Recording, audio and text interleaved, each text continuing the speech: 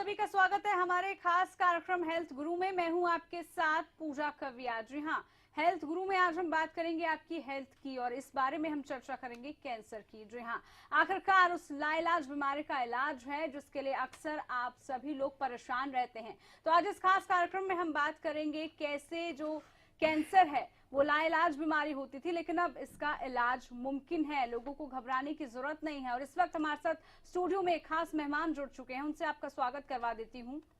इस वक्त हमारे साथ स्टूडियो में मौजूद हैं doctor Sumant Gupta, MD medicine, DM oncology हैं। डॉक्टर सुमंत गुप्ता जी, आपका स्वागत है इस कार्यक्रम में।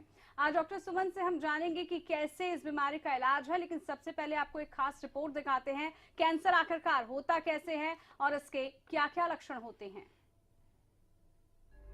हर कोई स्वस्थ जीवन चाहता है, पर इस भागदौड़ भरी जिंदगी में लोग अपने स्वास्थ्य का ख्याल नहीं रख पाते। ऐसे में लोग कई बीमारियों का शिकार हो जाते हैं। इन्हीं में से एक रोग है कैंसर। आमतौर पर यही कहा जाता है कि कैंसर का मतलब है जिंदगी का अंत। इसका कोई इलाज नहीं, लेकिन ये सच नहीं है। अगर शुरुआती स्टेज में ही इस रोग को पकड़ लिया जाए तो इसे ठीक किया जा सकता है। शुरुआती स्टेज में कैंसर का पता लग जाने पर 90% कैंसर के मरीज पूरी तरह ठीक हो जाते हैं। कैंसर आमतौर पर अज्ञानता और लापरवाही के चलते मौत का कारण बन जाता है। ये एक ऐसा रोग है जो शरीर के लगभग हर अंग को प्रभावित कर सकता है।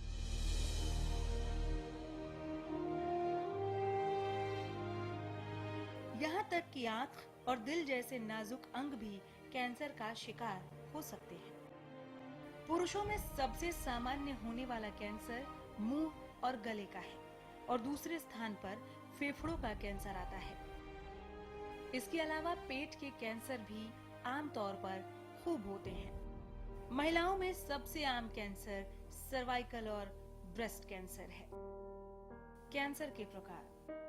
कैंसर शरीर के किसी भी अंग या हिस्से को प्रभावित कर सकता है और इनकी गिनती 200 से भी ज्यादा है।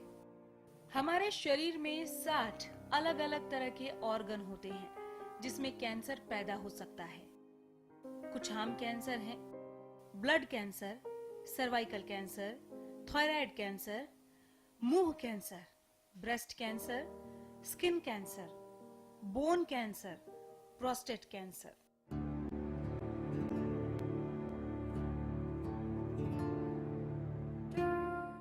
इलाज के 3 तरीके हैं।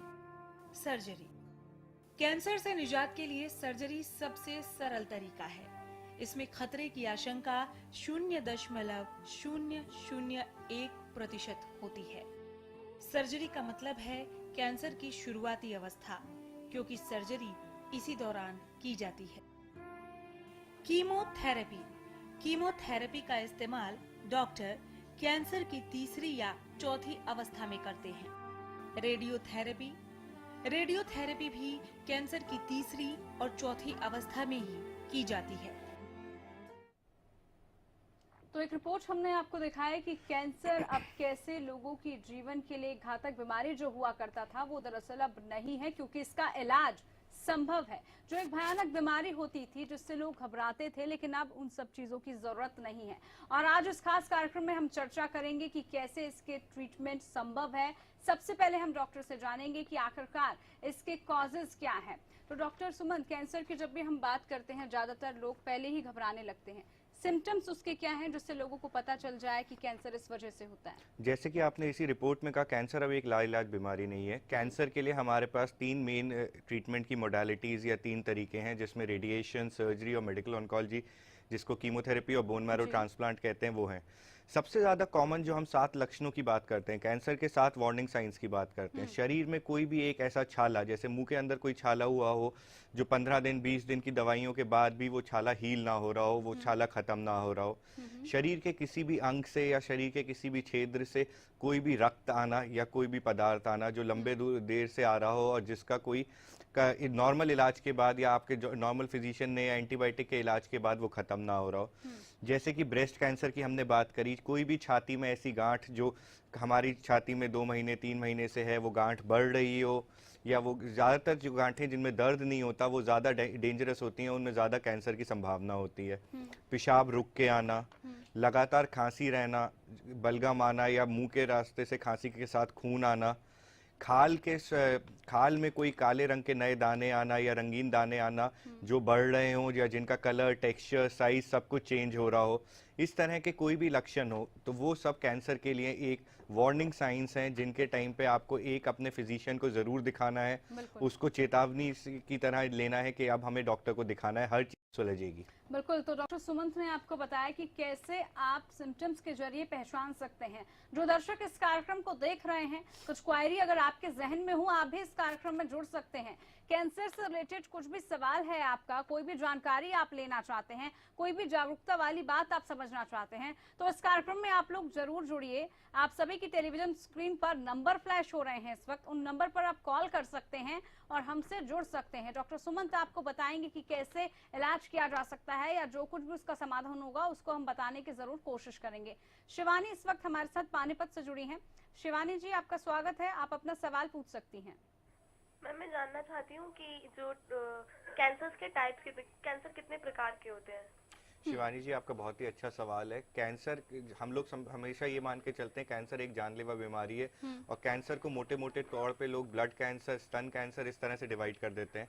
मगर जैसे हमने पैकेज में भी देखा, हमारे 60 से 65 ऑर्गन्स जो हैं उनमें 200 से ऊपर तरह के कैंसर्स होते हैं। हर जो इसका कैंसर है उसका इलाज अलग है, उसकी स्टेजिंग अलग है। हर कैंसर को स्टेज 1, 2, 3 और 4 में डिवाइड करा जाता है, जिसमें स्टेज 1 और 2 का मतलब होता है कैंसर अपने जिस अंग से शुरू हुआ है उसी में लिमिटेड है या उसी में के अंदर दबा हुआ है, और स्टेज 3, स्टेज 4 का मतलब होता है बाहर आना, और जिसमें खासतौर से स्टेज 4 इंपॉर्टेंट है, जिसका मतलब है कि वो शरीर के और भागों में फैला हुआ है। तो मोटे तौर पे 200 से ऊपर तरह के कैंसर्स हैं हमारे यहाँ। बिल्कुल। तो देखिए कितनी जानकारी अहम आपको मिली है कि हम अमूमन यही सोचते हैं कि कुछ ही प्रकार का कैंसर है, लेकिन 200 से भी ज्यादा प्रकार का कैंसर हो सकता है। और सबसे बड़ी बात कि अलग अलग तरीके से इसको डिफाइन भी किया जाता है कि उसकी स्टेज कैसी है, कि उसमें क्या कुछ इलाज हो सकता है, वो सब चीजों का ध्यान रखना भी बहुत ज्यादा जरूरी हो जाता है। सिम्टम्स की बात हमने की, कॉजेस की बात अब हम कर लेते हैं। ऐसे कौन सी चीजें हो सकती है जिसको देखकर लोग पहले भी सतर्क रह सकते हैं, इसके बारे में डॉक्टर जी चर्चा करेंगे। लेकिन इस वक्त हमारे साथ एक दर्शक जुड़े हैं। रणविजय, नमस्कार, आपका क्या सवाल है, पूछिए। नमस्कार रणविजय, आवाज मिल रही है आपको? जी मैम। जी, पूछिए सवाल। मैम, मैं ये पूछना चाहता हूँ कि मैम जो आपके चैनल पे प्रोग्राम दिखा रहे हैं, क्या मैम इसका यहाँ पर मैम इसका ब्लड कैंसर का भी हो सकता है यहाँ पर इलाज? जी, ब्लड कैंसर का इलाज बिल्कुल संभव है। ब्लड कैंसर मुख्यतः 4 प्रकार में डिवाइड करे जाते हैं। 2 मुख्य प्रकार होते हैं, अक्यूट और क्रॉनिक। और क्रॉनिक में भी CML और CLL, chronic lymphocytic leukaemia, chronic myeloid leukaemia, और इसी तरह अक्यूट माइलॉइड ल्यूकीमिया और अक्यूट लिम्फोसाइटिक ल्यूकीमिया, ये 4 तरह के ब्लड कैंसर हैं। चारों का इलाज बिल्कुल अलग अलग है, जिसमें CML का इलाज केवल एक गोली से हो सकता है, और इसी के दूसरी तरफ उल्टा इसका है AML, जिसका एक बहुत ही ज़्यादा क्या कहते हैं फोकस्ड इलाज है, जिसमें 25 से 30 दिन का हॉस्पिटलाइजेशन भी ज़रूरी होता है, पेशेंट की इंटेंसिव केयर ज़रूरी होती है। मगर हाँ, ब्लड कैंसर का इलाज बिल्कुल संभव है। और देखा जाए, ब्लड कैंसर से हम डरते इसलिए हैं कि हम ब्लड कैंसर को बहुत लेट स्टेज में एक मेडिकल ऑन्कोलॉजिस्ट के पास लाते हैं। अगर हम टाइम से, जैसे ही हमारे को ब्लड कैंसर की डायग्नोसिस हो, हम तुरंत हॉस्पिटल या मेडिकल ऑन्कोलॉजिस्ट से मिलें या हेमेटोलॉजिस्ट से मिलें, तो उसका इलाज बिल्कुल संभव है। और मुख्यतः 70% से ऊपर ब्लड कैंसर्स का इलाज क्यूरेबल साइड में हो जाता है कि वो जिंदगी भर के लिए बीमारी खत्म हो सके। बिल्कुल, तो इलाज संभव है और डरने की जरूरत नहीं है। इस बीच हमारे साथ एक दर्शक जुड़ चुकी हैं, प्रेम कौर जी जुड़ी हैं। नमस्कार प्रेम कौर जी, आपका क्या सवाल है, पूछिए। एक्चुअली मैम, मेरे 2014 में यूट्रस, ओवरी और ट्यूब वगैरह निकाली थी, उसमें मेरे को कैंसर था। तो अब मेरे को जो लेफ्ट वाली ओवरी बची उसमें फिर से सिस्ट बन गया, गांठ बन गई जी। तो वो दर्द करती है। अभी मेरे को जैसे कैंसर का भी टेस्ट करवाया था, CAS 125, तो उसका रिजल्ट आया था 8.27 जी। तो MRI में भी उसका साइज बढ़ा हुआ दिखाया, तो आते थी उनमें सोजन था। तो मेरे को दर्द बहुत रहता है, यहाँ पे कोई सुझाव डॉक्टर साहब दें। मैम आपका जो पहला कैंसर था इस तरह मेरे ख्याल से वो शायद गर्भाशय का या ओवरी का कैंसर रहा होगा। मगर इस समय CA-125 जो 8.27 आप बता रहे हो वो नॉर्मल रेंज में है। मगर इस तरह से टेलीविजन के माध्यम पे इसका बहुत मतलब मेरी राय यही रहेगी कि आप अपना जो भी डॉक्टर आपका कैंसर का इलाज करते हैं आप एक बार और मिलके उनसे करें, क्योंकि जो रिपोर्ट आप बता रही हैं वो एक नॉर्मल रेंज में रिपोर्ट है। CA-125 जिसकी आप बात कर रही हैं वो ओवेरियन कैंसर का जो ओवरीज का कैंसर होता है उसमें एक मार्कर होता है जो डिजीज के स्टेटस को इलाज के बाद डिजीज कितनी बची है यानी उसके लिए यूज करते हैं। 35 से नीचे ओवेरियन कैंसर में CA-125 नॉर्मल होता है। तो अगर रिपोर्ट पे जाएं तो वो नॉर्मल है, मगर आंतों के सूजन और बाकी जो दिक्कतें हैं उसके लिए बेहतर रहेगा कि आप अपने ऑन्कोलॉजिस्ट या किसी भी मेडिकल ऑन्कोलॉजिस्ट या सर्जिकल ऑन्कोलॉजिस्ट को एक बार जरूर मिलें। बिल्कुल, तो बिल्कुल जो भी आपको डॉक्टर ने बताया है उसका फॉलोअप जरूर कीजिएगा। एक और दर्शक हमारे साथ अंबाला से जुड़े हैं, इस बीच आवाज मिल रही है आपको। पप्पी जी अपना सवाल पूछिए। हाँ जी, मेरी आवाज। क्या सवाल है आपका? सर जी मैं पूछना चाहता हूँ डॉक्टर साहब जी, हाँ ये जी। मतलब कि जैसे मतलब कि अंदर मेरा मुंह अंदर से खराब है, ठीक नहीं हो रहा है। मतलब कि जैसे चाय नहीं पी सकते ज्यादा और ज्यादा मिर्च वाली चीज नहीं खा सकते, तो इसके लिए कुछ जानकारी। जी, जो लोग खासतौर से तंबाकू या तंबाकू के प्रोडक्ट्स का सेवन करते हैं उनके मुंह के अंदर कई बार सफेद या लाल रंग के पैचेस हो जाते हैं, जिनके बाद खाना पीना या कोई भी तेज मसाले वाली चीज दर्द करती है। ये जो पैचेस होते हैं इन्हें ल्यूकोप्लेकिया एरिथ्रोप्लेकिया बोलते हैं। ये प्री कैंसरस भी हो सकते हैं। तो आपके केस में बहुत ज़रूरी है कि आप किसी ENT या मुंह के रोग के डॉक्टर को तुरंत मिलें, अपनी जांच कराएं। ज़रूरत होगी तो वो वहाँ पे एक बायोप्सी करके भी देखेंगे, क्योंकि अगर कोई भी ऐसी दिक्कत है जिसमें मुंह में पैचेस हैं तो उसका तुरंत देखना ज़रूरी है और एक कोई भी क्वालिफाइड डॉक्टर ENT सर्जन आपकी इसमें मदद कर पाएगा। चलिए, तो बिल्कुल ENT सर्जन के पास अब जल्द से जल्द जाइएगा। एक और दर्शक इस बीच हमारे साथ पंजाब से जुड़े हैं, गुरुचरण सिंह जी जुड़े हैं। गुरुचरण जी आपका सवाल क्या है, क्या जानकारी आप लेना चाहते हैं, पूछिए। मेरा नाम गुरचरण जी गुरजंट सिंह है। हाँ जी, अपना सवाल पूछिए। मैं सवाल पूछता हूँ, मैं पूछना चाहता हूँ कि मेरे मुंह में ना साइड में दोनों साइडों में पूछिए, सवाल पूछिए। हाँ, गुरजंट सिंह बोल रहा हूँ जी। नमस्कार जी मैडम। नमस्कार जी। अपनी टीवी सेट की आवाज को आपको कम करना पड़ेगा। आप अपना पूरा सवाल बताइए हमें। चलिए गुरुचरण जी, आपसे संपर्क नहीं हो पाया। अपने दर्शकों से एक बार अपील कर देते हैं, जब भी आप लोग कार्यक्रम में जुड़ते हैं अपनी टेलीविजन सेट की आवाज को कम करना ना भूलें। सरोज इस बीच हमारे साथ जुड़ चुकी हैं। सरोज जी आपका क्या सवाल है, पूछिए। चलिए, इनसे भी संपर्क फिलहाल नहीं हो पाया, लेकिन जो भी दर्शक इस कार्यक्रम में जुड़ रहे हैं वो फिर से जरूर जुड़िएगा। जो भी आपकी जानकारी है पूरा उसे जरूर लीजिएगा और जब भी कार्यक्रम में जुड़ते हैं अपनी टेलीविजन सेट की आवाज को कम करना ना भूले। नरेश हमारे साथ इस बीच जुड़े हैं। नरेश जी आपका क्या सवाल है, पूछिए। जी हेलो, नमस्कार। नमस्कार सर। हाँ जी नरेश जी। जी सर, मुझे ब्लड कैंसर है। अच्छा नरेश जी। और ये डॉक्टर कह रहे हैं कि 95% आपके शरीर में फैल चुकी है। कौन से वाला ब्लड कैंसर बताया है आपको नरेश जी? संपर्क इनसे नहीं हो फिलहाल पा रहा कट गया है। और लेकिन हम नरेश जी आपसे यही कहेंगे, आप जब भी कार्यक्रम में जुड़े पूरी जानकारी हम तक दें ताकि डॉक्टर सुमंत उसको बता सकें आपको बेहतर तरीके से, हम तभी बता पाएंगे। रवि हमारे साथ इस बीच जुड़े हैं भिवानी से। रवि जी आपका क्या सवाल है, आप क्या जानकारी लेना चाहते हैं, बताइए। सर घुटना दर्द रहता है, एक कैंसर से है। रवि जी अपनी बात फिर से बोलिए, समझ नहीं पाए हम आपकी आवाज को।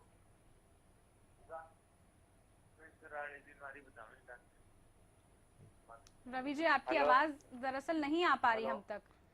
हाँ पूछिए। हेलो। हाँ अब आ रही है रवि जी, अपना सवाल पूछिए। सर एक ऑपरेशन करवाया कैंसर का, उसका इलाज नहीं हो रहा, हैदराबाद में बाबू। आपका कहाँ का कैंसर का ऑपरेशन कराया रवि जी आपने? हैदराबाद करवाया हुआ है। हैदराबाद? हाँ। नहीं, किस अंग का कैंसर था, कहाँ का कैंसर था आपको? सर सिर में था सर। सिर में था। तो उसके बाद आपने पूरा सिर में हो रही सर। उसके बाद आप पटन लग गया। उसके बाद आपने किसी डॉक्टर को अपने घर के पास किसी कैंसर विशेषज्ञ को दिखाया? सर प्रेशर करवाया था, ऑपरेशन। नहीं, ऑपरेशन आपने कराया, उसके बाद आपको दोबारा तकलीफ हो रही है, आपने दोबारा किसी डॉक्टर को दिखाया है रवि जी? लो हो जाती है, उल्टी, कुछ खाया ना जी उल्टी जाती है। जी रवि जी, मैं आपकी समस्या समझ सकता हूँ, मगर मेरी आपसे यही प्रार्थना होगी कि आप घर के पास किसी, जहाँ आपका शायद भिवानी में रहते हैं? हाँ, नहीं सर, मैं तो हरियाणा में रहता हूँ, हिसार में रहते हैं। हिसार में भी एक बहुत अच्छा कैंसर सेंटर्स हैं। हिसार में 2 या 3 बड़े कैंसर हॉस्पिटल हैं। आपसे मेरी यही गुजारिश रहेगी कि हिसार में आप किन्हीं भी उनमें से किसी भी कैंसर सेंटर में जाके कैंसर के डॉक्टर से मिलिए, क्योंकि आपके शहर में कैंसर की सारी फैसिलिटीज अवेलेबल हैं।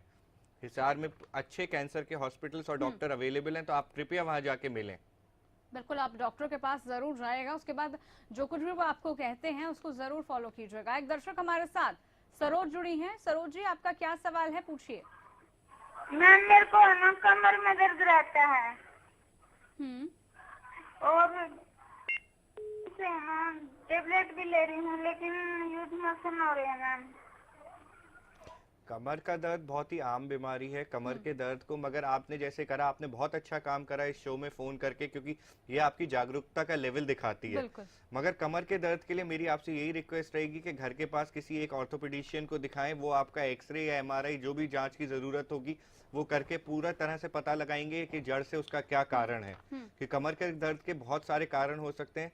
और मुझे पूरा विश्वास है कि इसमें आपको कैंसर बिल्कुल नहीं होगा, आपको कोई नॉर्मल सा छोटा सा कारण होगा जो जिसका हम इलाज कर पाएंगे। तो आप कृपया ऑर्थोपेडिशियन को जरूर दिखाएं मैम अपने घर। बिल्कुल, जो भी आपको कहा गया उसको जरूर आप मानेगा, और डॉक्टर से सलाह मशवरा करना मत भूलिएगा। डॉक्टर के पास आप जरूर जाएगा। तो बात आज हम कर रहे हैं इस कार्यक्रम में कैंसर की। जी हाँ, कैंसर से कैसे निजात पाई जा सकती है और क्या कुछ इलाज इस दौरान हो सकता है, इस कार्यक्रम में आगे भी चर्चा करते रहेंगे, लेकिन फिलहाल बहुत छोटे से ब्रेक के लिए रुक रहे हैं।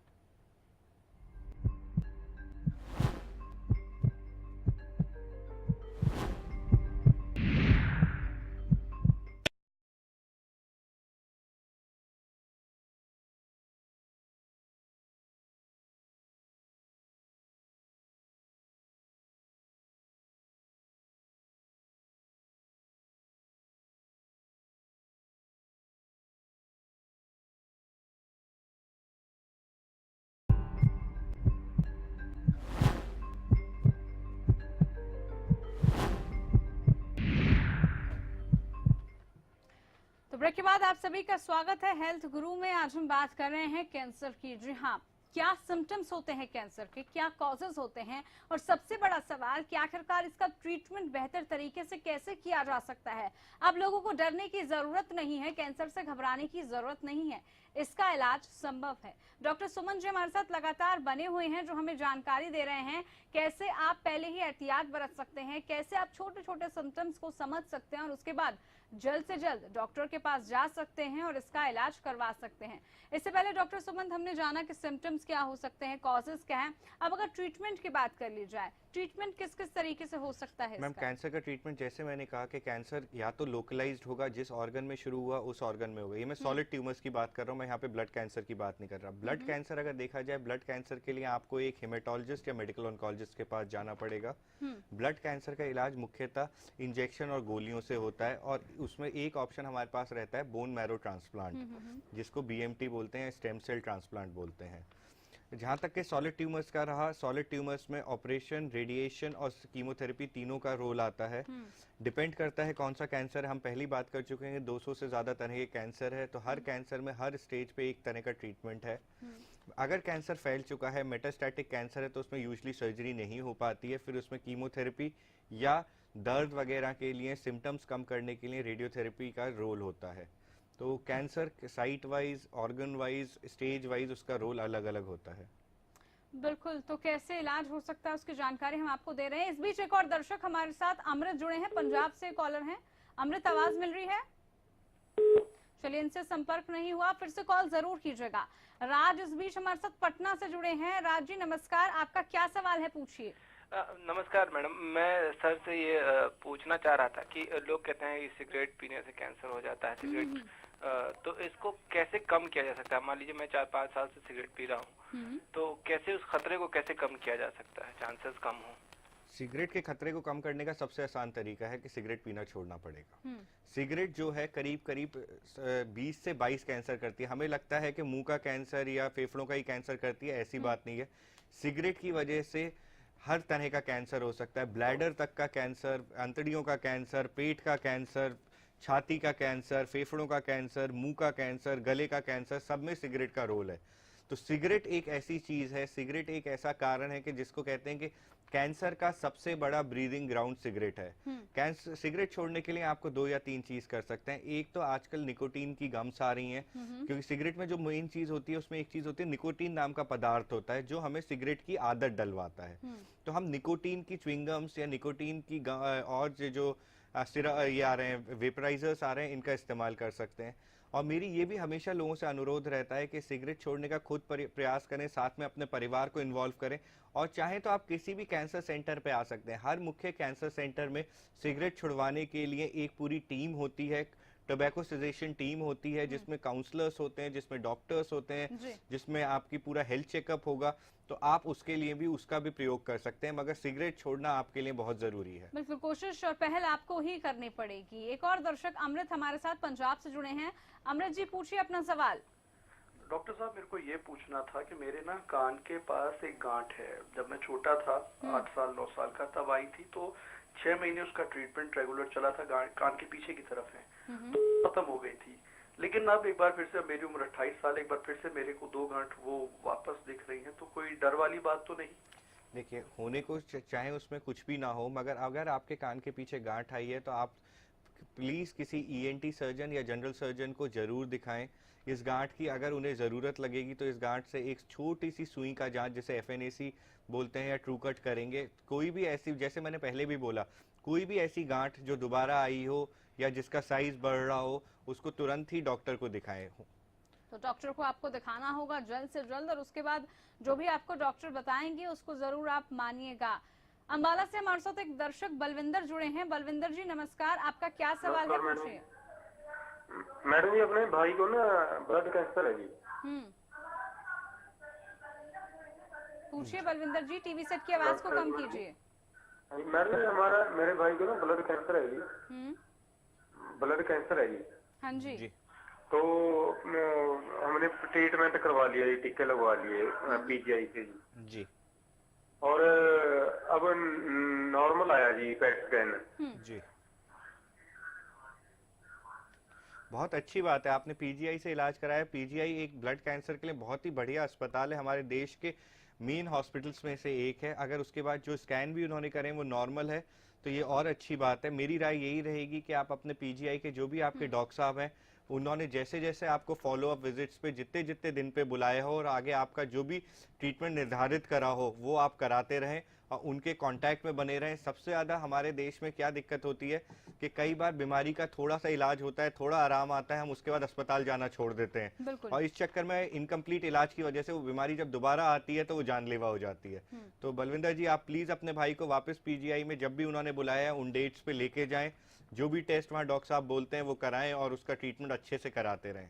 बिल्कुल, क्योंकि आधा अधूरा इलाज बिल्कुल भी ना छोड़े, ये सबसे ज्यादा जरूरी हो जाता है डॉक्टर। आधा अधूरा इलाज जो भी करवाता है उसके बाद ये बीमारी और भी ज्यादा घातक हो जाती है। तो डॉक्टर सुमन गुप्ता जी हमारे साथ जुड़े, आपका बेहद शुक्रिया, आपने तमाम सवालों के जवाब दिए। बहुत सारे दर्शक इस दौरान हमारे साथ जुड़े और साथ ही साथ बहुत छोटी छोटी सी सावधानी आपको बरतने की जरूरत है, ये भी आपको डॉक्टर सुमन गुप्ता जी ने बताया। बहरहाल हेल्थ गुरु में इतना ही, दीजिए मुझे इजाजत, नमस्कार।